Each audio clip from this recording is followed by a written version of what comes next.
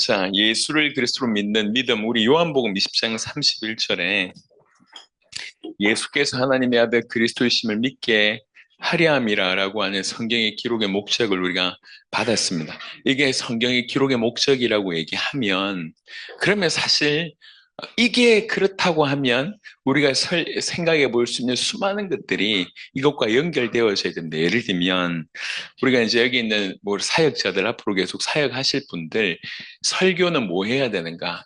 여러분, 목사님들이요 굉장히 자료를 많이 찾아요. 자료 찾는데 목사님들이 많이 이렇게 몰두합니다. 왜 그러냐면 보통의 교회는 주일 예배를 드려야 되고, 주일에 오후 예배 드려야 되고, 수요 예배 드려야 되고, 금요 철회해야 되고, 새벽 예배 드려야 되고, 그리고 신방을 해야 되고. 그러니까 일주일에 많이 전하면 목사님들이 10번, 20번의 메시지를 전해요. 이게 1년 되고 5년 되고 10년 되는 거예요. 그러니까 은혜 받았던 게 있지만, 공부했던 것도 있지만 다 동이 나는 거예요. 그리고 더 중요한 거는 이제 앉아있는 성도들이 더 이상 기대를 안 한다는 겁니다. 목사님 같은 목사님 밑에 5년, 10년 있으면 이제 레파토리를 깨고 있어요. 예. 그러다 보니까 성도들에게 더 충격을 주고 도전을 주고 뭔가 하다 보면, 하려고 하면 굉장히 목이 말라요. 그러다 보니까 메시지를 찾기 위해서, 그 메시지의 자료를 모으기 위해서 혈안이 되어 있습니다. 이런 경우들이 많아요. 근데 중요한 건 뭐냐면, 내가 주님 앞에 설 때까지 포기하지 않고 전할 그 내 평생에 부를 수 있는 구호, 사실 이게 없는 상황 가운데 이래저래 참고하는 게 많다는 거죠. 그래서 작년에 했던 거, 재작년에 했던 거 목사님들이 기억을 못해요. 그냥 은혜 받은 거 전달하는 거죠. 자료 받은 거 전달하는 거죠. 그러면 설교가 성경의 기록의 목적과 틀린다, 이거는 맞지가 않습니다. 설교의 목적도, 설교의 목표도 성경의 기록의 목적과 부합해야 됩니다. 설교 왜 합니까? 예수님 믿게 하기 위해서 설교해야 된다는 거죠. 예수님이 하나님의 아들 그리스도라고 하는 사실 믿게 하기 위해서 설교하는 겁니다. 여러분, 그렇다고 하면 양육 마찬가지입니다. 양육이 뭡니까? 그냥 교재를 떼는 게 아니잖아요. 제자 교육 또한 마찬가지입니다. 한 사람으로 하여금 예수님이 제자들에게 했던 것처럼 예수님이 하나님의 아들 그리스도 믿게끔 하는 것이 제자 교육이라고 얘기할 수가 있습니다. 전도는요. 여러분, 전 세계 전도 방법이 너무 많습니다. 예를 들을 수 없는 것들이 너무 많습니다. 전도 방법이라고 얘기할 때 우리나라에도 뭐 이슬비 전도부터 시작해서 진돗개 전도부터, 진돗개 혹시 아십니까? 진돗개 전도 방법 뭔 줄 아십니까? 물면 안 놓는다는 것이. 그래서 한 명 물어가지고 끝까지 이제 돌아오도록 하는 게 진돗개 전도입니다. 엄청나게 전도 방법들이 많아요. 제가 누차 얘기를 했습니다. 또 얘기합니다. 제가 이만할 때에 둘로소호라고 있어요. 둘로소. 배 타고 다니면서 이제 전도하시는, 섬 찾으면서 전도하시는 그분들한테 전도를 배웠어요. 기가 막힌 전도 방법을 제가 배웠습니다. 하나가 뭐냐면 그때 마술 전도가 있었어요. 왜 이렇게 줄 2개 가지고 중간에 가위 자르고 뭐 이렇게 끊어주는데 쫙 연결됐다 이러면서 마술로 하는 걸 전도하고, 또 하나 라이터 전도가 있어요. 라이터 전도. 라이터를 어떻게 하냐 물어보니까 라이터를 딱 하더니 제 손을 달래요. 그래서 손을 줬더니 여기에 라이터를 켜버리는 거예요. 그러니까 이제 불이 붙었잖아요. 아, 뜨거워! 라고 얘기를 하니까, 뜨겁지? 지옥이 뜨거워. 그러면서 그게 라이터 전도예요. 지옥이 그렇게 뜨거워. 그러니까 지옥 가지 말아야 돼. 그렇게 얘기를 하는 거예요. 미친 줄 알았습니다. 여러분, 전도 방법 많습니다. 하지만 전도는 뭐죠? 복음이 전해지는 게 전도잖아요. 도구는 다양할 수 있지만 전도는 복음이 전해지는 겁니다. 선교 또한 마찬가지입니다. 그러니까 전도와 선교의 목적이 이 성경의 기록의 목적과 무관할 수가 없습니다. 전도, 복음이 전해져서 예수님 믿게 하는 게 전도죠. 선교, 예수님 믿게 하는 게 선교입니다. 예수님이 하나님의 아들 그리스도라고 믿게 하는 거, 이게 전도와 선교의 목표입니다. 우리에게도 여전히 은사가 있습니다. 한때 그 교회에서는 이제 방언을 받아야지 구원받는다고 많이 외쳤습니다. 지금도 그렇게 하는지 잘 모르겠어요. 우리에게 지금도 방언이나 예언이나 뭐 수많은 은사가 있을 수 있습니다. 하지만 은사 자체가 목적일 수 없습니다. 은사가 목적이 아니고 은사는 도구입니다. 그 은사 주신 이유가 뭐냐면 은사를 통해서 복음이 전해지게 하도록 예수님 믿게 하기 위해서 필요한 것이 도구예요. 그게 은사입니다. 그러니까 성경의 기록의 목적이 이거예요 라고 얘기할 때 여타 모든 것들이 이 목적과 맞게끔 연결되어 있다는 거죠. 이 목적이 상실되면 다 사라지는 겁니다. 조금 과하게 제가 이 부분을 얘기할 때마다 언급하는데 조금 과하게 얘기하면 저는 인간이 저지를 수 있는 최고의 범죄는 살인과 강도나 뭐 이렇게 성적인 문제나 이걸 다 초월해서 인간이 취할 수 있는 가장 큰 범죄는 강단에서 주의 종이 복음 전하지 않는 거라고 감히 말씀드릴 수가 있습니다. 복음을 들으려고 하나님께서 보내주신 영혼들 앞에 복음 전하지 않는 것만큼 큰 범죄는 없습니다. 예, 그만큼 큰 겁니다. 그래서 이제 선교사로 시작하는 우리 용감한 정예병을 비롯해서 일평생 사역을 할 건데 이 초점을 놓치지 말았으면 좋겠습니다. 성경 기록의 목적에 맞게끔 뭘 하든지 간에 예수님이 하나님의 아들 그리스도심을 믿게 하는 바로 그 일들을 꼭 행하시길 바랍니다. 자, 그리고 두 번째, 속도가 지금 굉장히 빠릅니다. 예수를 그리스도로 믿는 믿음이라고 하는 건 도대체 뭘까요? 이렇게 믿는다는 이 의미는 뭐냐는 거죠. 내가 예수님을 그리스도로 믿는다. 이건 어떤 의미가 있죠? 내가 예수님을 그리스도로 믿는다는 얘기는 예수님을 참된 왕, 참 선지자, 참 제사장, 그리고 하나님으로 믿는다는 거예요. 예수님을 내 모든 문제, 죄의 문제를 해결하고 사단의 문제를 해결하고 하나님과 끊어진 사망의 문제를 해결하고 이것 때문에 있는 모든 문제 가운데서 나를 건져내신 참 하나님이라고 믿는다는 거죠. 이렇게 믿으면 어떻게 되냐면 아무 문제 없다고 믿는다는 겁니다. 조금 더 설명을 드리면 빌립보 4장에 보시면 지금 3번을 먼저 합니다. 1번을 했고 3번을 하는 겁니다. 아무것도 문제가 되지 않는다고 믿는 것이다. 빌립보 4장 11절부터 13절에 내가 궁핍함으로 말하는 것이 아니니라 어떠한 형편에든지 나는 자족하기를 배웠노니 나는 비천에 처할 줄도 알고 풍부에 처할 줄도 알아 모든 일 곧 배부름과 배고픔과 풍부와 궁핍에도 처할 줄 아는 일체의 비결을 배웠노라 내게 능력 주신 자 안에서 내가 모든 것을 할 수 있느니라 라고 되어 있습니다. 내게 능력 주시는 자 안에서 내가 모든 것을 할 수 있느니라 이 구절은 분명코 얘기하는 건데 적극적인 사고방식이 아닙니다. 뭐 말하는 대로 된다, 뭐 꿈꾸는 대로 된다라고 하는 얘기 전부 거짓말이에요. 그건 복음 아니에요. 예, 그건 교회 안에서 융통되고 있지만 복음 아닙니다. 이 말이 그것의 근거를 제공해 준다고 하는데 천만의 말씀. 이 말씀은 적극적인 사고방식에 대한 얘기가 아닙니다. 지금 사도 바울은 감옥 안에 앉아 있어요. 감옥 안에 있으면서 얘기하는 겁니다. 내가 배고파도 괜찮고 배불러도 괜찮다. 어떤 것도 문제가 되지 않는다라고 얘기하는 겁니다. 그런 의미로서 내게 능력 주신 자 안에서 내가 모든 것을 할 수 있다고 되어 있습니다. 여러분 초대교회 성도들은 조금만 생각해 보시면 초대교회 성도들은 예수 믿고 부자 됐습니까? 천만의 말씀. 예수님을 그리스도로 믿은 초대교회 성도들이 다 질병에 치유받았습니까? 천만의 말씀. 예수님을 그리스도로 믿은 사람들은 아무 문제가 없어. 실제로 문제라고 하는 것 자체가 그들에게 없었습니까? 아닙니다. 더 많은 문제가 생겼습니다. 예수님을 그리스도라고 하는 것을 믿는 이유 때문에 그들의 소유를 빼앗기기도 하고 감옥에 가기도 하고 말할 수 없는 핍박을 받기도 하고 죽음에 이르기도 합니다. 오히려 예수님을 그리스도 믿었기 때문에 더 많은 문제가 생겼습니다. 근데 외형적으로 더 많은 문제가 생겼지만 이 사람들은 예수님을 그리스도라고 믿었습니다.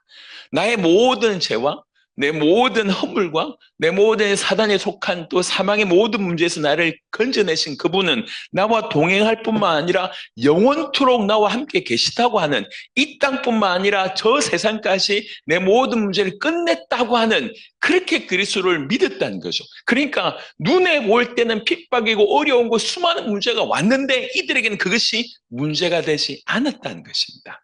문제 자체가 없었던 것이 아니라 더 많은 문제가 생겼지만 이들에게 문제가 되지 않았습니다. 여호와가 나의 목자시면 내게 부족함이 없으리로다 라고 하는 그 신앙이 이들에게 주님이 나의 그리스도라고 하면 어떤 것도 문제가 되지 않는다는 거예요. 지금 사도 바울은 감옥 안에 있으면서 이 얘기를 하는 거예요. 나는 배불러도 괜찮고 배고파도 괜찮다. 내가 빈부에 처할 줄도 알고 귀천에 처할 줄도 안다. 아무것도 문제가 안 된다는 거죠. 이게 참 절대로 쉬운 일이 아닙니다. 우리가 육신을 가지고 있는 우리가 문제에 반응하지 않을 수 있다. 문제인데도 불구하고 그게 문제가 아닐 수 있다고 여기는 것은 문제를 초월하는 뭔가를 발견하지 않으면 절대로 그럴 수가 없어요. 하지만 초대교회의 성도들은 예수님을 그리스도라고 믿었기 때문에 그 죽음의 상황 가운데 있지만 이미 그렇게 믿었기 때문에 이게 문제가 안 돼요. 돈이 없어도 괜찮고 병이 생겨도 괜찮고 감옥에 가도 괜찮고 죽어도 괜찮다는 거예요. 이런 믿음이 그들 가운데 있었습니다. 그러니까 예수님을 그리스도로 믿는다는 말이 뭐냐를 설명할 때 이렇게 말씀드릴 수가 있다는 거죠. 끝났구나. 여러분, 이 미신들을 많이 섬기잖아요. 우상들을 많이 섬기잖아요. 우상들의 특징이 뭡니까? 일단 못났어요. 우상들의 특징이 다 못생겼어. 오락부락하게 생겼어요. 근데 그 우상을 왜 섬기죠? 우상을 섬기는 이유는 그 우상이 나를 지켜줄 것 같아서 내 문제를 해결해 줄 것 같아서 그 우상을 섬깁니다. 그렇잖아요. 그런데 교회를 다니고 예수님을 믿으면서도 여전히 그런 상태에 머물고 있는 경우들이 굉장히 많아요. 우상을 섬길 때는 어떤 마음이 있냐면 나는 바뀌기 싫어. 환경이 바뀌기를 원해. 그래서 우상을 믿습니다. 여러분 예수님을 믿을 때는 예수님 뭘 얘기하냐면 환경이 바뀌기를 원하지 않고 나를 바꾸기를 원하시는 거거든요. 우리가 예수님을 믿으면서 우상 믿는 것처럼 나는 바뀌기를 원하지 않고 환경만 바뀌기를 원하면 예수님을 믿으면서 우상 섬기는 거하고 별반 다를 바가 없다는 거죠. 어떻게 믿느냐 굉장히 중요합니다. 또 하나는 제 과테말라에 레닌 목사님 오셨을 때 이렇게 우리 꿈부리 했을 때 이분들이 시차가 이렇게 안 맞잖아요. 그러면 이분들이 와서 한 2, 3일 정도는 대회를 할 수 있을 것까지 좀 호흡을 해야 돼요. 그래서 이분들 데리고 전국으로 많이 돌 때에 여러 군데 갔었어요. 그 중에 굉장히 기억나는 거 하나는 뭐냐면 워터파크에 한번 풀어놨거든요. 진짜 잘 놀더라고. 부끄러워 죽는 줄 알았어. 고함 지르고 이 40대, 50대, 60대 아저씨들이 워터파크 가가지고 생전 처음 갔으니까 얼마나 잘 노는지 몰라요. 그리고 또 한 군데 이제 경주에 불국사를 데려갔어요.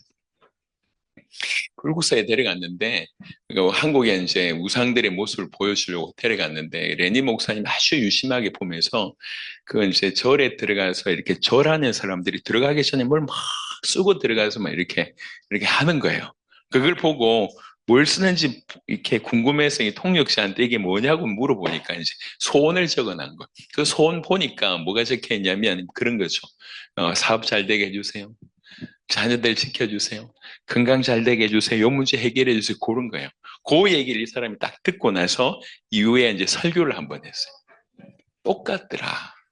우상들 앞에 절하는 사람들이 내놓는 기도 제목이나 우리 교회를 다니는 우리 사람 다니는 기도 제목이 똑같더라.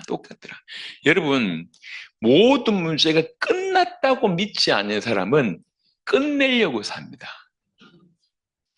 우리 주님이 내 모든 문제를 끝냈다라고 믿는 사람은 주와 복음을 위해서 삽니다. 하지만 끝났다라고 믿어지지 않으면 복음을 이용해서 나를 위해서 삽니다. 이건 큰 차이입니다. 끝이 났구나. 다 끝났구나. 여러분 이걸 사실 예수님께서는 처음부터 얘기했어요.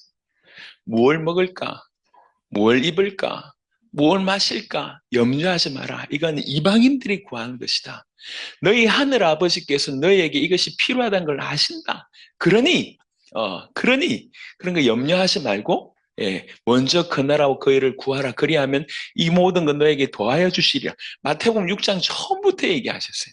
처음부터.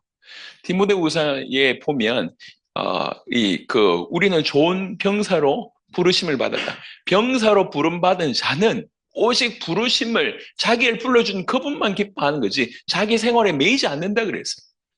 뭐 먹을까 뭐 마실까 염려하지 않는다 그랬어요. 주님이 나를 건지하셨구나. 주님이 나를 선택하셨구나. 주님이 나를 건지셨고 주님이 내 안에 계시구나. 이분이 도대체 누구냐? 지금 나하고 계신 그분이 누구냐? 그분이 내 모든 걸 끝내놓고 내 안에 들어오신 것이 아니냐? 이렇게 믿어지는 사람이 주와 복음을 위해서 살아요. 고린도후서를 보겠습니다. 성경 찾겠습니다. 고린도후서 5장. 여러분 살아가면서 꼭 기억해야 될 성경 구절 중에 하나입니다. 고린도후서 5장 15절 보겠습니다. 고린도후서 5장 우리 17절은 굉장히 자주 읽던 구절이지 않습니까? 예, 새로운 피조물이 됐다는 구절인데요. 고린도후서 5장 15절 같이 합독하겠습니다. 그가 모든 사람을 대신하여 죽으심은 살아있는 자들로 하여금 다시는 그들 자신을 위하여 살지 않고 오직 그들을 대신하여 죽었다가 다시 살아나신 이를 위하여 살게 하려 함이라. 아멘. 우리 주님이 우리를 대신해서 죽으신 이유가 뭐냐? 이걸 설명합니다. 우리 주님이 왜 죽으셨냐? 살아있는 자들, 우리가 살아있잖아요. 구원받은 살아있는 자들이 다시는 자기를 위해서, 자신을 위해서 살지 않고, 우리가 우리를 위해서 살지 않고, 우리를 대신하여 죽었다가 다시 살아나신 그분을 위해서 살게 하시기 위해서 그분이 우리를 대신해서 죽으셨다는 거예요. 그러니까 이 사실을 정확하게 알면 살아있는 우리는 더 이상 나를 위해서 살 필요가 없다는 거예요. 왜 살 필요가 없습니까? 그분이 끝내셨으니까. 그분이 완벽하게 내 인생을 끝내셨으니까.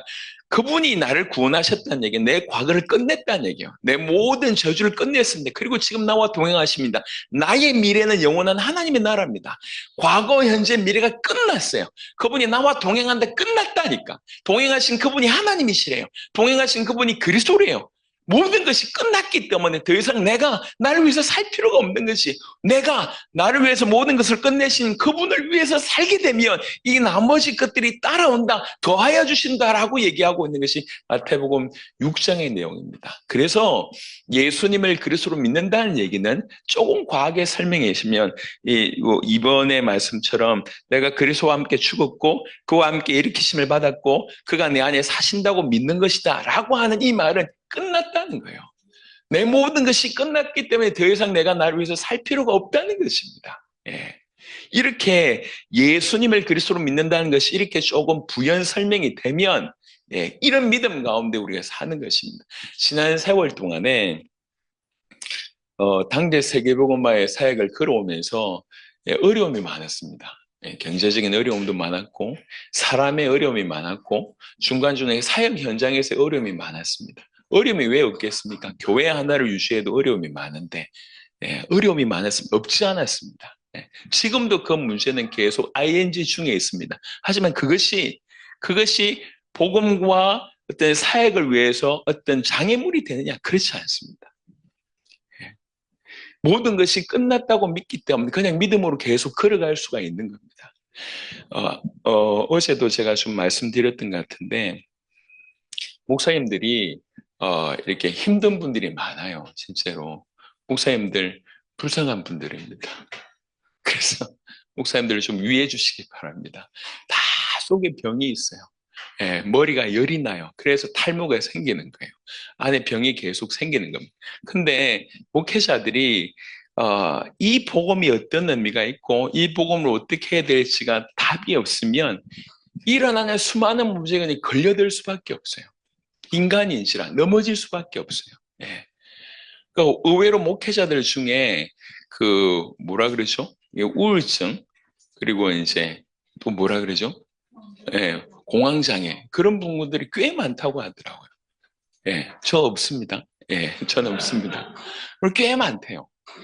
왜 그러냐? 견디지를 못하는 거죠. 일어나는 일들에 대해서 너무 많아요. 이렇게. 그렇구나. 잠 못 자는 사람들이 너무 많습니다. 저는 잠이 너무 많아서 달입니다. 너무 많은 거예요. 왜 그러냐면 소화를 하지 않으면 복음을 받았다고 하는 것이 어떤 의미인지를 모르면 중간에 길을 가는데 얼마나 많은 공격이 있겠습니까?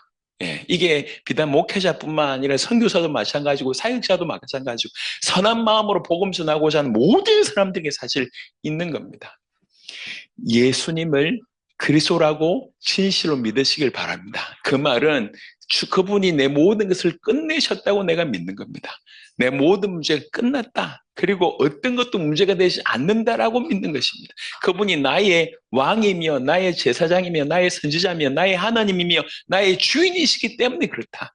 그거를 예수를 그리스도 믿는다라고 표현하는 것입니다. 이 믿음을 정말 하나님 은혜 주셔서 구비하는 저와 됐으면 좋겠습니다.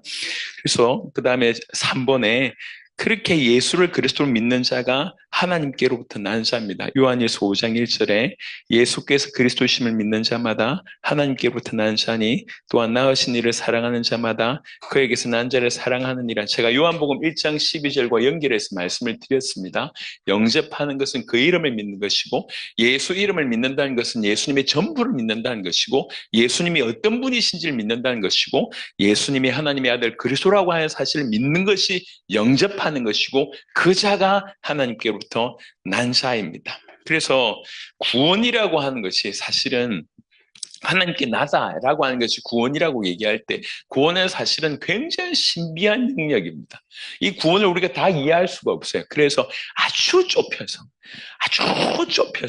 그냥 아주 심플하게 구원은 어디에 빠져 있는데 어디에서 건져낸다라고만 우리가 좁혀서 설명하면 구원은 뭐라고 설명할 수 있냐면 죄 가운데 빠져 있다가 건짐받고 하나님 떠나 죽음 가운데 빠져있다가 건짐받고 사단의 손아귀에 있다가 건짐받았다라고 해석할 수 있다는 거죠. 골로새 1장 13절에 그가 우리를 흑암의 권세에서 건져내서 이게 구원이라는 겁니다. 로마서 8장 1절 2절 그러므로 이제 그리스도 예수 안에 있는 자에게는 결코 정죄함이 없나니 이게 구원이라는 겁니다. 요한복음 14장 16절 17절 보니까 내가 아버지께 구하겠으니 그가 또 다른 보혜사를 너에게 주사 영원토록 너희와 함께 있게 하리니 이게 구원이라는 거죠. 하나님과 끊어져 있다가 함께 있는 이게 구원의 아주 좁은 협소한 그런 의미로서의 구원이라고 얘기합니다. 이래 시간이 빨리 가지. 빨리 끝내려고 하는데 빨리 가는데 할 게 많은데 이렇게 이 수육을 지금 너무 맛있게 했어요. 그래서 어쨌든 수육을 맛있게 대접하고자 하는 걸 선한 의도로 저한테 협박을 했지만 이게 할 말이 많아. 그래서 6시 안에 마치겠지만 5분 안에 더 마칠 수 있으면 좋겠습니다. 자, 그래서 그럼 구원에 대해서 한번 생각해 보자는 거예요. 생각해 보는데 마태복음 7장 21절부터 23절을 보니까 예수님이 하신 말씀입니다. 나더러 주여 주여 하는 자마다 다 천국에 들어갈 것이 아니요 다만 하늘에 계신 내 아버지 뜻대로 행하는 자라에 들어가리라. 그날에 만일 사람이 나더러 이르되 주여 주여 우리가 주의 이름으로 선지자 노릇하며 주의 이름으로 귀신을 쫓아내며 주의 이름으로 많은 권능을 행하지 아니하였나이까 하리니 그때 내가 그들에게 밝히 말하되 내가 너희를 도무지 알지 못하니 불법을 행하는 자들은 내게서 떠나가라 하리라. 굳이 사실은 이런 본문들은요 이단들이 잘 활용하는 본문들이거든요. 근데 이런 본문이 좀 난해하잖아요. 그래서 이런 본문을 취급하기 싫지만 그래도 구원을 한번 생각해 보자는 겁니다. 왜 그러냐면 복음이 땅에 떨어진 것과 마찬가지로 구원도 땅에 떨어져 있어요.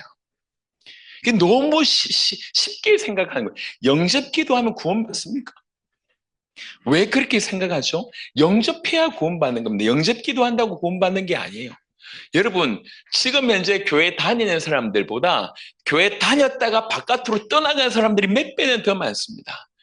가난한 성도부터 시작해서 실족한 사람들이 몇 배나 많습니다. 그 말은 무슨 말이냐면 지금 교회 안에 있지만 떠나갈 사람들도 많다는 거예요. 그러니까 교회 안에 여전히 믿지 않고 있는 구원받지 못한 사람들이 많이 있다는 겁니다. 그러니까 여러 가지 교단 중에 그래도 미국의 침례 교단의 교육이 굉장히 잘 돼 있다고 들었습니다. 대부분의 교단의 교육은 앉아있는 사람들이 구원받았다 치고 교육한대요. 하지만 침례 교단은 앉아있는 사람들 중에 구원받지 못한 사람들이 있을 것이다 라고 생각하고 교육을 한대요. 이러니까 다른 거예요. 여러분 교회 당 안으로 들어오면 다 구원받았습니까? 천만의 말씀요. 내가 예수라고 하는 것을 지식으로 가졌다고 구원받습니까? 그렇지 않다니까. 구원이 너무 땅바닥에 떨어져 있어요. 도대체 구원이 어느 정도냐? 그걸 한번 생각해 보자는 거예요. 그래서 마태복음 7장에는 예수님께서 하신 얘기입니다. 그날에 많은 사람들이 나더러 이르되 주여 나보고 주라고 부른다는 거죠. 그래서 내가 주의 이름으로 선지자 노릇했는데요. 오늘날 선지자는 누구를 얘기합니까? 많은 그냥 사역자들, 목회자들, 신학 교수들 여튼 말씀을 전하는 사람이라고 얘기합니다. 내가 선지자 노릇했는데 내 목사인데요. 요 얘기예요. 내 선교사인데요. 요 얘기예요. 근데 우리 주님 뭐라고 얘기하고 있냐면 내가 너희를 도무지 알지 못한다. 그리고 불법을 행한 자들이라고 얘기했습니다. 두 번째는 주의 이름으로 귀신을 쫓아냈대요. 여러분, 귀신을 쫓아낼 정도면 굉장히 교회 안에서 하이레벨입니다. 하이레벨. 여기서 귀신 쫓아내본 사람 손들어 봐라 해도 그렇게 많지가 않을 거예요. 귀신 쫓아낸다고 할 때 그래도 기도 많이 하고 할렐루야 할렐루야 이런 사람들이 쫓아낸다고요. 꽤나 보통 그리스도인들은 귀신 얘기만 해도 두려워합니다. 심지어 교회 안에 다니는 사람들이 귀신이 없다고 생각하는 사람도 있어요. 어디서 그런 믿음이 있는지 모르겠어요. 분명히 귀신 존재합니다. 성경에 귀신 얘기하고 있어요. 오늘날도 역사하고 있다고요. 귀신을 쫓아낸다 굉장한 믿음의 수준인데 예수님 뭐라고 얘기했냐면 내가 너를 모른대요. 아니, 누가 보더라도 귀신 쫓아낼 정도면 대단한 사람인데 예수님 모른대요. 그러면서 뭐라고 얘기하냐면 불법을 행하고 있대요. 그 다음에 세 번째는 주의 이름으로 많은 권능을 행하지 않았냐니까 주의 이름으로 권능을 행했대요. 그냥 주의 이름으로 병도 낫게 하고 이 사람이 기도하면 문제도 해결되고 그런 사람이 저는 제일 부러운 게 세 번째입니다. 그런 권능을 제게도 좀 주시면 너무 좋겠는데 기도하면 뭐 병 낫게 하고 뭐 질병 치유하고 문제 치료하고 唰 하면 막 바람 불어가지고 뒤로 쓰러지고 이러면 참 좋겠는데 이런 사람들은 사실은 교회의 가장 탑 레벨이에요. 그런 사람들이 일부러 예를 든 겁니다. 예를 들면서 내가 너희를 도무지 모르니 이까지는 사실 이해가 되겠어요. 그 다음 말씀은 충격입니다. 불법을 행한 자들아 라고 되어 있습니다. 불법을 행한 자. 여러분 예수 이름으로 선지자 노릇한 게 불법인가요? 병 낫게 하는 게 불법인가요? 귀신 쫓게 하는 게 불법입니까? 불법 아니에요. 좋은 일이에요. 근데 불법이라고 얘기했습니다. 왜 불법이죠? 7장 21절에는 이렇게 얘기합니다. 나더러 주여 주여 하는 자마다 다 천국에 들어갈 것이 아니요 다만 하늘에 계신 내 아버지 뜻대로 행하는 자라야 들어가리라 해놓고 이걸 설명한 겁니다. 그러니까 하나님의 뜻하고 무관한 선지자 노릇이 불법이라고. 그냥 열심히 선지자 노릇하는 게 중요한 게 아니고 하나님의 뜻하고 무관하다는 그게 불법이에요. 하나님의 뜻하고 무관한 귀신 쫓아내는 것도 불법이고 하나님의 뜻하고 무관한 많은 권능을 행하는 것도 불법이에요. 하나님의 뜻대로 행하는 것이 중요하다는 거예요. 하나님의 뜻이 뭐냐 이거 아는 것이 중요하지 않습니까?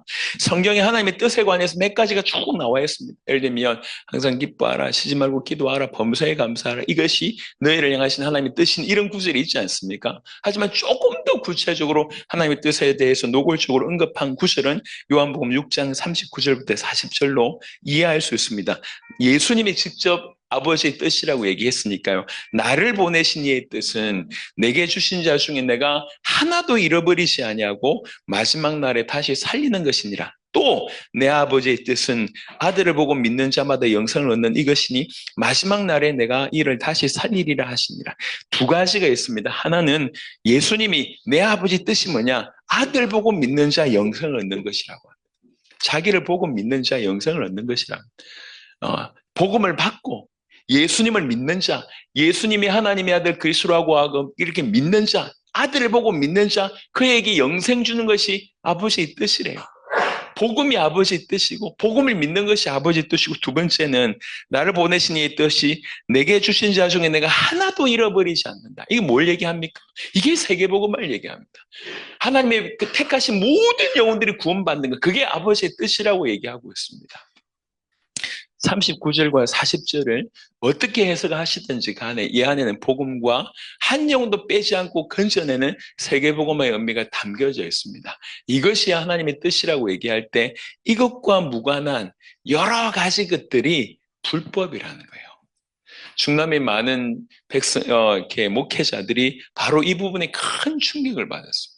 열심히 했는데 내가 아버지 뜻하고 무관했네. 그냥 내 교회 살리고 그냥 뭐 내 사역 열심히 하고 그런 줄 알았는데 보니까 복음하고도 무관하고 이렇게 모든 주님께서 주님에게 허락하신 내게 주신 자 중에 내가 하나도 잃어버리지 아니하는 그곳에 내가 이렇게 초점을 못 맞췄구나라고 하는 것에 그냥 충격이 갔습니다.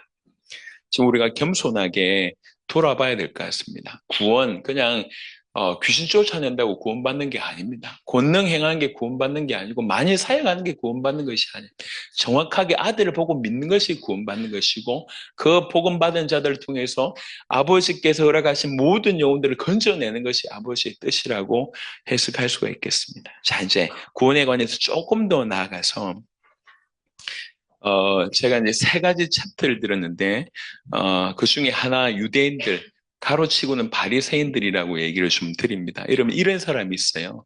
예를 들면, 성경을 잘 알고, 율법을 성경대로 말씀을 잘 순종하고, 주일 성수하고, 그리고 일주일에는 늘 기도 생활하고, 일주일에 한 이틀 정도는 금식하고, 그리고 그 금식한 거 가지고 구제하는 사람이 오늘날 우리 중에 있다면, 그런 사람을 보고 질문을 할 때, 이 사람 구원받았습니까? 라고 질문을 한다면, 누가 보더라도 이 질문을 할 때 많은 사람들이 그런 사람이 존재한다고 하면 100% 구원받았다고 우리가 생각할 겁니다. 그러면 제가 언급했던 이 사람은 바리새인입니다. 바리새인. 성경 잘 알고 열심히 율법을 지키고 순종하고 다 잘하는데 기도 열심히 하고 금식까지 하고 금식한 걸 가지고 구제까지 하지만 실제로는 복음하고는 상관없는 그게 바리새인입니다. 구원받았습니까? 아닙니다. 두 번째는 사도행전 10장 1절부터 2절 고넬료에 관한 얘기인데요. 가이사랴에 고넬료라 하는 사람이 있으니 이달리아 부대라 하는 군대의 백부장이라. 그가 경건하여 온 지방과 더불어 하나님을 경외하고 백성을 많이 구제하고 하나님께 항상 기도하더니 이렇게 본문을 읽고 나서 이제 던지는 질문입니다. 저는 지금 교리 전쟁하려고 하는 게 아니에요. 이렇게 확인해 보자는 거죠. 요 상태, 경건한 하나님을 경외하고 백성을 많이 구제하고 하나님께 항상 기도하는 요 고넬료 요 상태는 구원받은 상태인가? 구원받은 상태인가? 감히 구원에 관해서 쉽게 얘기할 수 없지만 우리가 아는 바로 이 고넬료에게 하나님께서 누굴 보내십니까? 베드로를 보내죠. 그래서 베드로가 복음을 전하죠. 그래서 무슨 일이 벌어집니까? 성령이 임하셨습니다. 우리는 구원을 바로 그때라고 우리가 정의한다면 이 앞에 있는 이 상태는 구원과 상관없는 상태입니다. 여러분, 이 고넬료의 상태, 뛰어난 유대인들하고 별반 다를 바가 없습니다. 안 그렇습니까? 뛰어난 유대인도 이렇게 해요. 하나님을 경외하고 경건하고 구제하고 기도합니다. 하지만 복음 모르고 있습니다. 하지만 또 하나는 이건 굉장히 논란되는 부분인데요. 사도행전 18장 24절부터 25절에 알렉산드리아에서 난 아볼로라 하는 유대인이 에베소에 이르니 이 사람은 은변이 좋고 성경에 능통한 자라. 성경에서 성경에 능통한 자라고 하는 표현은 아볼로에게 있었습니다. 이게 정말로 성경에 능통하다는 거예요. 진짜 뛰어나다는 거예요. 그리고 은변이 좋고 능통할 뿐만 아니라 말도 너무 잘한다는 거예요. 또 원어에는 학식이 높다는 표현도 있습니다. 그러니까 대단한 사람이에요. 학식이 높고 성경도 잘 알고 이걸 또 기가 막히게 풀어내네요. 그리고 그가 일찍이 주의 도를 배웠대요. 예수님이 가르치신 그 도를 배웠대요. 그래서 열심히 예수에 관한 것을 자세히 말한대요. 열심히 가르친대요. 그런데 요한의 세례만 날 따름이라 라고 설명되어 있습니다. 요한의 세례는 어떤 세례입니까? 회개의 세례를 얘기합니다. 요한의 세례만 날 따름이라는 얘기는 뭘 모른다는 얘기입니까? 성령의 세례를 모른다는 거죠. 성령의 세례를 모른다는 얘기는 성령의 세례를 베푸실 분으로서 예수님을 모른다는 거예요. 요 상태입니다. 요 상태 하나님께서 그 브리스가 부부를 이렇게 보내서 아볼로에게 더 자세하게 도를 이루게 되고 그 다음에 나서 아볼로가 완전히 바뀌어서 예수님이 그리스도라고 전하게 됩니다. 자, 요 상태. 예수님에 관해서도 알고 예수님의 말씀도 알고 열심도 있고 성경도 잘 알고 언변도 좋다. 만약 그런데 제가 정의하진 않겠습니다. 이단되기 싫으니까요. 이렇게 딱 단정 짓지 않겠지만 만약 이 상태도 구원받지 못하는 상태라면 제가 던지고 싶은 질문은 이 질문이었어요. 이 상태도 구원받지 못한 것이라고 하면 오늘날 교회 안에 과연 구원받는 자가 얼마나 있을까를 생각해 보게 됩니다. 그래서 구원은 절대로 쉬운 얘기가 아니에요. 그냥 교회당 몇 개 지었다, 교회 열심히 봉사했다, 헌금을 어느 정도 했다, 뭐 이렇게 과거에 이렇게 화려하게 일했다, 아무짝에 쓸모없습니다. 구원은 구원은 참으로 올바른 복음을 믿고 받을 때만, 그때만 가능합니다. 그래서 우리가 구원을 쉽게 생각하지 말자고 제가 이렇게 몇 가지를 얘기한 겁니다. 복음과 예수를 그리스도로 믿는 믿음이 뭐며, 그 믿음을 가진 자가 참으로 구원받는 것인데, 그냥 이러이러한 사람들이 구원받지 못한다는 걸 비교해보면서 참된 구원은 참으로 예수님을 그리스도로 믿을 때 구원받는 것인데, 그 믿음이 얼마나 귀한 것인지를 얘기하기 위해서 이렇게 쓴 것입니다. 예수님을 그리스도라고 믿으면 마태복음 16장 18절부터 19절에 또 내가 너에게 이르노니 너는 베드로라 내가 이 반석 위에 내 교회를 세우리니 음부의 권세가 이기지 못하리라. 내가 천국 열쇠를 너에게 주리니 네가 땅에서 무엇이든지 매면 하늘에서도 매일 것이요 네가 땅에서 무엇이든지 풀면 하늘에서도 풀리리라 하시고, 반석의 축복, 교회의 축복, 음부의 권세의 축복, 천국 열쇠의 축복, 여러분 조금만 보시면 이게 그냥 돈 몇 푼 주는 거하고는 비교가 안 됩니다. 응답 좀 주는 거하고는 비교가 안 됩니다. 하늘의 복입니다. 하늘의 복. 그냥 예수님을 그리스도라고 고백했을 때 주신 복이 이렇습니다. 이런 복을 얻을 수 있는 유일한 길이 예수님을 그리스도라고 알고 믿는 것입니다. 그러니까 그 믿음에 대한 반응과 이 믿음에 대한 따라오는 그 부속이라고 표현하기 좀 그렇지만 이 축복이 사실 너무 엄청난 거예요. 공부를 열심히 해서 좋은 대학에 들어갔을 때 따라오는 그것만 해도 어마어마한데요. 사람들이 열심히 준비해서 좋은 회사에 취업하는 것도 따라오는 결과물이 엄청나지 않습니까? 그거하고 비교가 안 된다. 그러니까 소홀히 할 수 없는 굉장히 중요한 부분이 바로 이런 부분입니다. 그래서 예수를 그리스도라고 믿는 자가 비로소 예수 그리스도라고 부르고 믿는 것인데, 이게 초대교회 때는 이러했습니다. 내가 예수 믿는다 이게 아니라 예수가 하나님의 아들 그리스도라고 정말로 알고 믿기 때문에 예수 그리스도라고 표현한 겁니다. 우리가 이렇게 트럼프 대통령이라고 얘기할 때 우리 어른들은 트럼프라고 하는 사람과 미국 대통령의 의미를 알고 트럼프 대통령이라고 얘기하지 않습니까? 예수 그리스도 믿는다고 할 때 이제 우리는 예수님이 어떤 분이고 그리스도가 어떤 분이고 예수님이 왜 그리스도가 됐는지를 알고 예수 그리스도 믿는다라고 이제 얘기할 수 있다는 거죠. 이게 선행이 이까지 돼서 그들은 예수 그리스도를 믿는다고 얘기하는데, 우리는 이런 과정이 전혀 없는 상태에서 그냥 예수 그리스도 믿는다고 하니까 동일하고 믿는다고 표현하지만 전혀 다른 상태와 결과가 나왔다는 것입니다. 더 얘기할 수 없는 분위기 같습니다, 지금. 그래서 이 엄청난 양을 사실은 좀 길게 전해야 될 내용이지만 그래도 여러분들도 지금 굉장히 갑자기 잘 들으시네요. 지금 용정애들이 너무 잘 들어. 지금 보쌈을 먹어야 돼서 그런지 모르겠지만 너무 지금 집중했어요. 빨리 마무리된 것 같습니다. 다시 한번 기도하겠습니다. 주님, 우리에게 성경 그대로 예수를 그리스도로 믿는 이 믿음을 허락하여 주십시오. 모든 것이 끝났구나. 어떤 것도 문제가 되지 않구나. 예수님을 그리스도로 믿어서 그분이 나의 그리스도가 되고 나의 하나님이 됐다고 하는 것은 모든 것이 끝났구나. 내가 그분과 완벽하게 연합되었구나. 주님, 이 믿음 가운데 살아가게 하옵소서. 이 믿음 가운데 참된 구원의 의미를 알게 하옵소서. 주신 말씀 붙들고 한 5분 정도 간절히 한번 기도하도록 하겠습니다.